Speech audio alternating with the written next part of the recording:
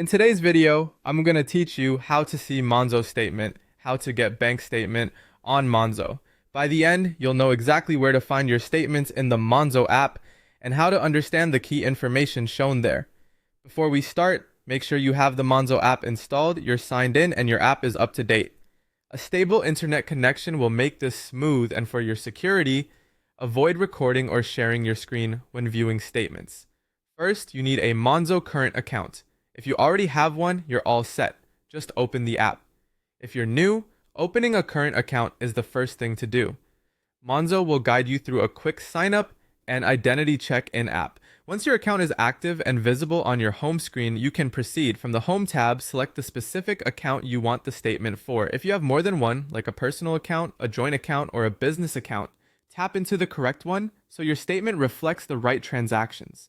This step is important because statements are created per account, not across all pots or spaces.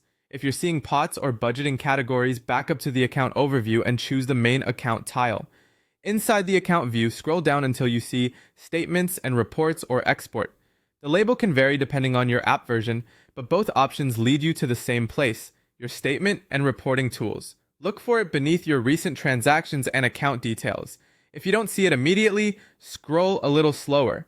Monzo tends to keep this section just below the fold.